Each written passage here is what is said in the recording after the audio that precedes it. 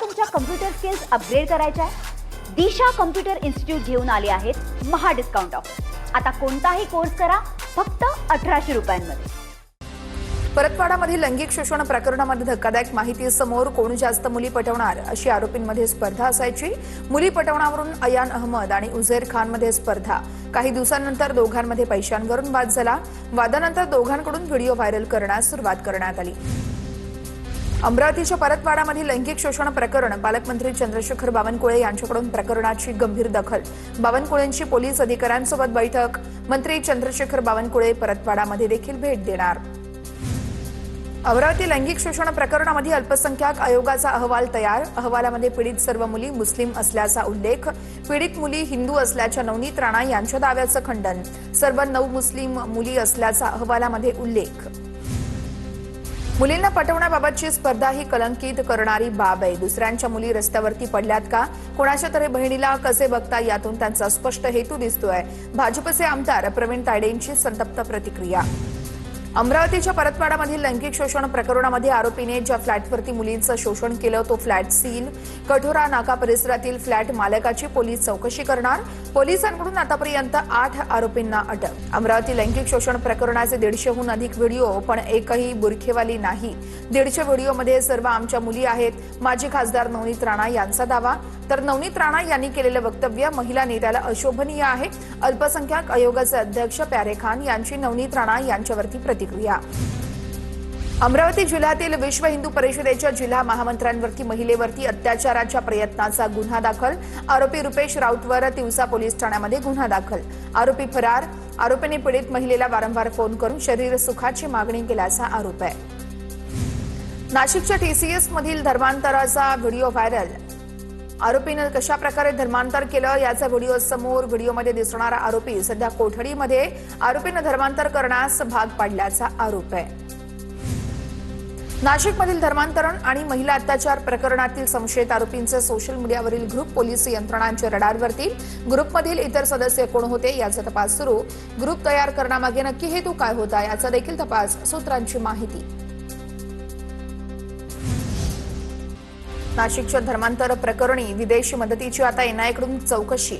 नाशिक पोलिसांनी संबंधित कागदपत्र एनआयएकडे सोपवली.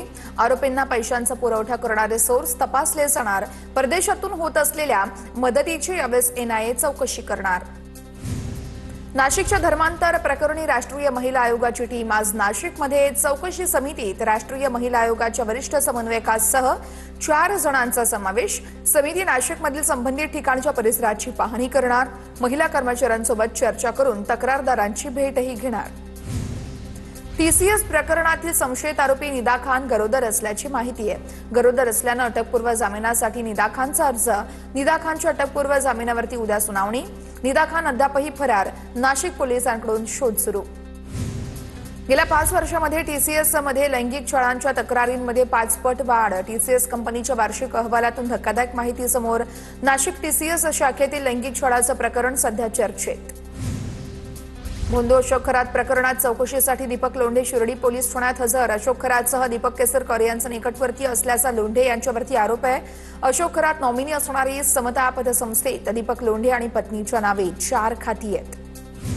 भोंदू खरातच्या एसआयटी चौकशीला सुरुवात. उद्या अशोक खरातला नाशिक सत्र न्यायालयामध्ये हजर केलं जाणार. उद्या कोर्टात हजर करणार असल्यानं एसआयटीकडून चौकशीला वेग. आज अशोक खरातला अटक होऊन 1 महिना पूर्ण.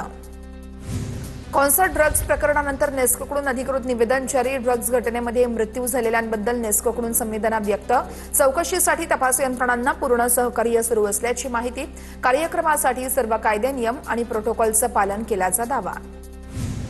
नेस्को सेंटर ड्रग्ज प्रकरणानंतर नेस्को व्यवस्थापनाला धास्ती. या आठवड्यामध्ये होणारा आणखी एक कार्यक्रम रद्द.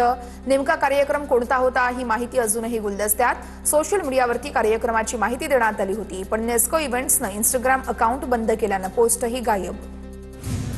नेस्को कॉन्सर्टमधील घटनेनंतर कळंबोलीमध्येही कॉन्सर्टवरून वाद. कळंबोलीमध्ये 25 एप्रिलला होणाऱ्या लाईव्ह कॉन्सर्टला नागरिकांचा विरोध आहे. नगरसेविका मनाली ठाकूर यांचं पोलिसांना परवानगी न देण्याबाबतचं पत्र आहे. कळंबोली नशामुक्तीसाठी कॉन्सर्ट रद्द करण्याची मागणी आहे. उद्धव ठाकरे उमेदवार असल्यास विधान परिषद निवडणूक बिनविरोध होण्याची दाट शक्यता. विधान परिषद निवडणुकीमध्ये ठाकरेंची शिवसेना पुन्हा दावा सांगणार. पवारांकडून ठाकरेंच्या शिवसेनेच्या उमेदवाराला याआधीच पाठिंबा. उद्धव ठाकरे उमेदवार असल्यास काँग्रेसही पाठिंबा देणार. विधान परिषदेसाठी उद्धव ठाकरे हे उमेदवार ठाकरे असतील तर निवडणूक बिनविरोध होईल अशी आमची माहिती आहे. विधान परिषदेच्या निवडणुकीवरती संजय राऊतांची प्रतिक्रिया. विधान परिषदेची निवडणूक जाहीर होताच भाजपमध्ये इच्छुकांची धावाधाव. भाजपमध्ये विधान परिषदेसाठी 100हून अधिक इच्छुकांची आमदारकी मिळवण्यासाठी आतापासून लॉबिंग सुरू.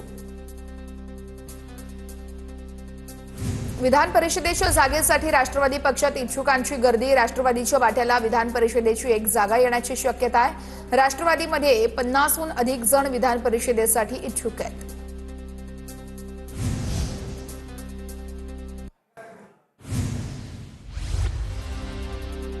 विधान परिषदेसाठी शिंदेच्या शिवसेनेकडून रवींद्र धंगेकर इच्छुक आहेत. शिंदेंनी विधान परिषदेची जबाबदारी दिली. तुम्हाला तुमच्या कम्प्युटर स्किल्स अपग्रेड करायच्या आहे?